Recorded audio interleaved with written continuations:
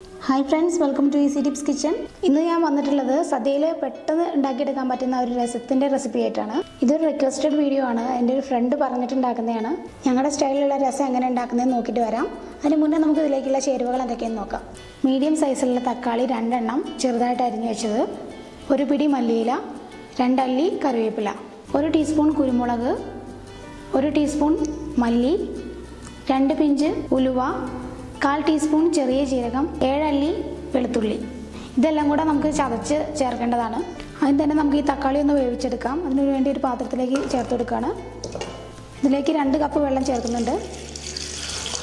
കൂടെ ആവശ്യത്തിന് ഉപ്പും കൂടെ ചേർത്തിട്ട് നന്നായിട്ടൊന്ന് വേവിച്ചെടുക്കണം. ഈ സമയം കൊണ്ട് നമുക്കിതെല്ലാം ചതച്ചെടുക്കാം. വെളുത്തുള്ളി, കുരുമുളക്, ചെറിയ ജീരകം, ഉലുവ, മല്ലി, കുറച്ച് കറിവേപ്പിലയും കൂടെ ചേർത്ത് കൊടുക്കാം. ഇത് ഞാൻ നന്നായിട്ടൊന്ന് ചതച്ചെടുത്തിട്ടുണ്ട്. ഇതാണ് ഇതിൻ്റെ പരുവം. നമ്മൾ മിക്സിയിലൊക്കെ ഇടുകയാണെന്നുണ്ടെങ്കിൽ ഒന്ന് ക്രഷ് ചെയ്തെടുത്താൽ മാത്രം മതി. നന്നായി പൊടിഞ്ഞു പോകരുത്. ഇനി ഇതൊരു പാത്രത്തിലേക്ക് മാറ്റി വെക്കാം. ഇപ്പോൾ ഒരു 4 മിനിറ്റോളം ഞാൻ ഹൈ ഫ്ലെയിമിൽ ഇട്ടിട്ട് വേവിച്ചെടുത്തിട്ടുണ്ട്. തക്കാളി നല്ല സോഫ്റ്റ് ആയിട്ടുണ്ട്, നന്നായിട്ട് കലങ്ങിയിട്ടുണ്ട്. ഇനി ഇതിലേക്ക് നമ്മൾ ചതച്ച് വെച്ചിരിക്കുന്ന ആ കൂട്ട് ചേർത്ത് കൊടുക്കാം.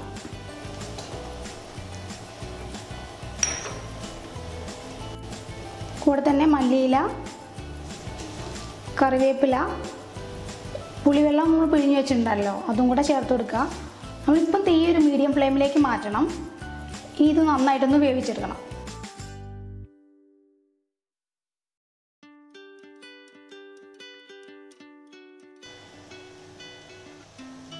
വേവിച്ചെടുക്കുന്ന സമയത്ത് വെള്ളം നന്നായിട്ട് കുറയുകയാണെന്നുണ്ടെങ്കിൽ നിങ്ങൾ 1/4 കപ്പ് ചൂടുവെള്ളമാണ് ചേർത്ത് കൊടുക്കേണ്ടത്.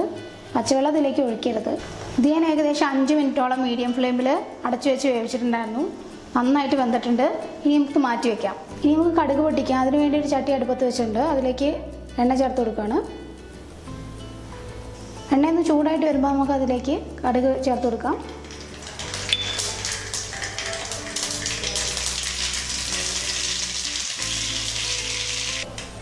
ഇനി അതിലേക്ക് വറ്റൽമുളക് ചേർത്ത് കൊടുക്കാം. കൂടെ തന്നെ ഒരു പിഞ്ച് കായത്തിൻ്റെ പൊടിയും കൂടെ ചേർത്ത് കൊടുക്കാം. ഇനി നന്നായിട്ടൊന്ന് മിക്സ് ചെയ്തിട്ട് നമുക്ക് അതിലേക്ക് ചേർത്ത് കൊടുക്കാം. നമ്മുടെ രസം റെഡി ആയിട്ടുണ്ട്. ഇനി നമുക്ക് സെർവിങ് പ്ലേറ്റിലോട്ട് മാറ്റാം. അപ്പോൾ നല്ല ടേസ്റ്റി ആയിട്ടുള്ള രസം റെഡി ആയിട്ടുണ്ട്.